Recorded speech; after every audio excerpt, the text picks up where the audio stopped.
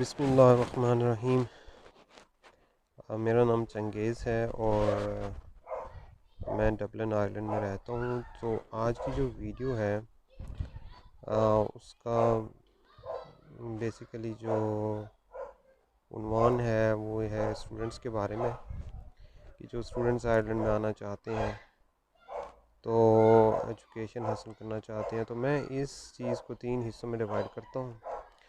جو سب سے پہلے ہے جی یونیورسٹی جو آپ نے چوز کرنی ہے، اور پلس آپ نے جو کورس لینا ہے، ٹھیک ہے۔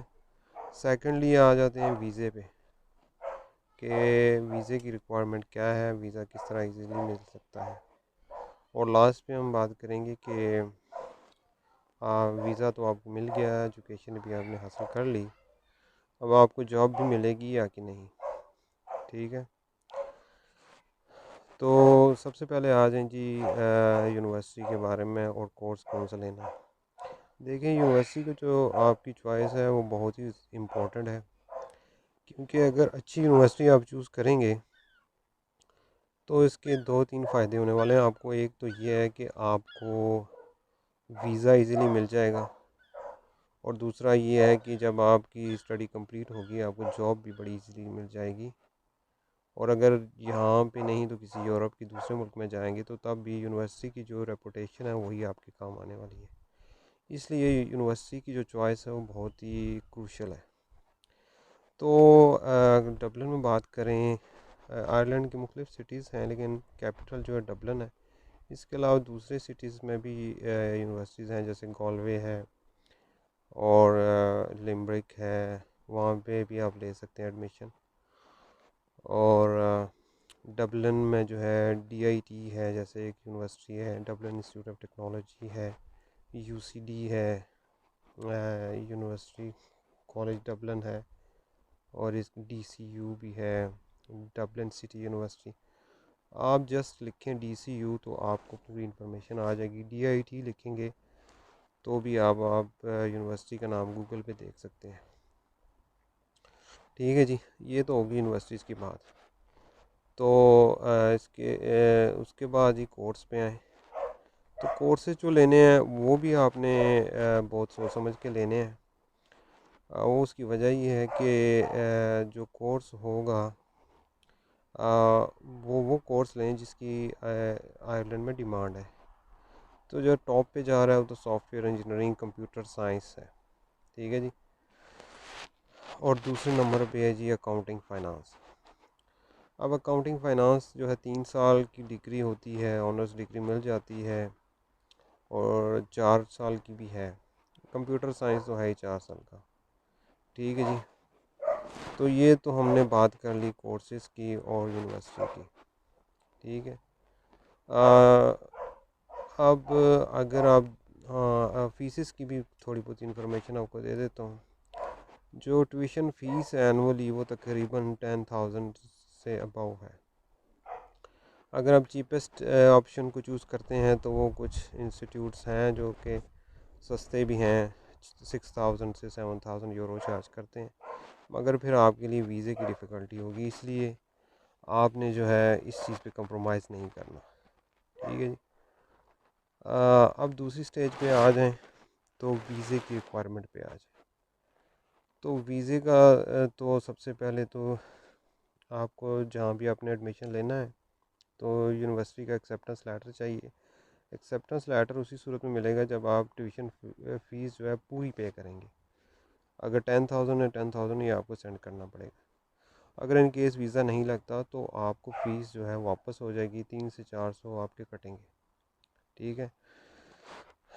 تو ایکسیپٹنس لیٹر آ گیا، اس کے بعد تو نارمل چیزیں ہوں گی جو کہ آپ نے اپلیکیشن کے ساتھ لگانی ہے۔ سب سے پہلے اپلیکیشن فارم ہوگا جو آن لائن فل ہوگا، ٹھیک ہے۔ اس کے بعد آپ کی پاسپورٹ ہوگا، پکچرز ہوں گی، اور آپ کی فائنینشیل سٹیٹمنٹ ہوگی، بینک سٹیٹمنٹ ہوگی۔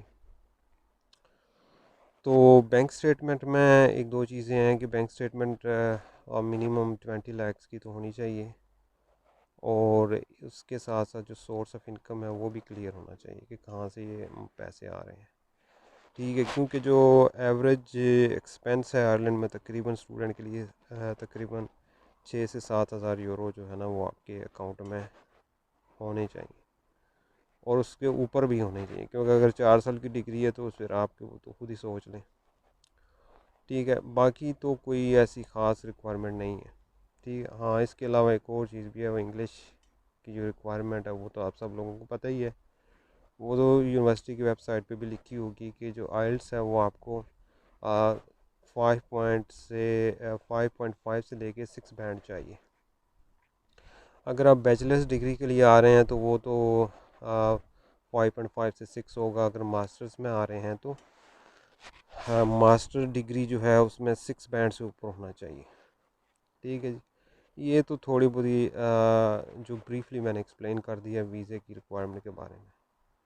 ٹھیک ہے، اب لاسٹ پہ آ جائیں جی، آپ نے ڈگری کمپلیٹ کر لی تو اب آپ کو جاب ملے گی یا نہیں ملے گی؟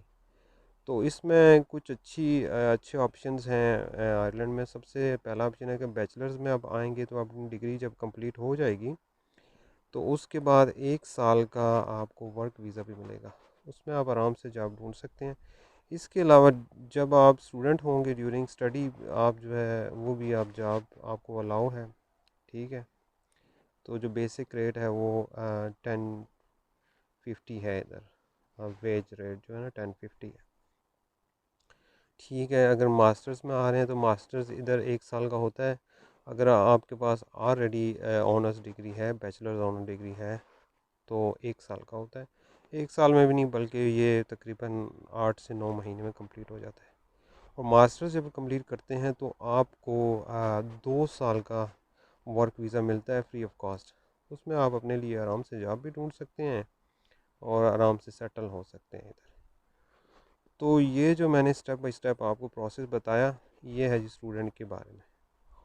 اب دیکھیں اس وقت تو آپ کو پتہ ہے سچویشن تھوڑی سی ٹف ہے ہر طرف، دنیا کے تقریباً ہر ملک میں بھی، کیونکہ لاک ڈاؤن چل رہا ہے، مگر یہ فار ایور تو نہیں رہے گا انشاءاللہ، یہ سچویشن چینج ہو جائے گی، تو تب یہ میری ویڈیو آپ کے کام ضرور آئے گی۔ تو اس کے علاوہ اگر کسی کو فردر انفارمیشن چاہیے کسی چیز کے بارے میں بھی، تو آپ مجھ سے پوچھ سکتے ہو، میں اپنا ای میل نیچے دے دوں گا ڈسکرپشن میں، تو آپ مجھے کانٹیکٹ کر سکتے ہو۔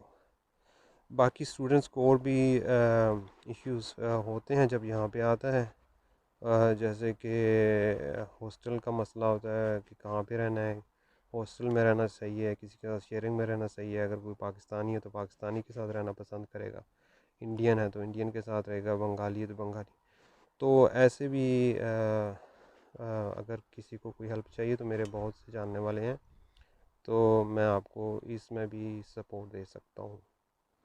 اور کوئی بھی آپ چیز مجھ سے پوچھنا چاہتے ہیں، کوئی انفارمیشن لینا چاہتے ہیں تو میں حاضر ہوں۔ ٹھیک ہے، اگر آپ کو میری یہ ویڈیو پسند آئے تو پلیز لائک کریں اور دوسروں کو بھی اس کے بارے میں آپ بتائیے گا۔ تو اب آپ سے اجازت چاہتا ہوں، اللہ حافظ۔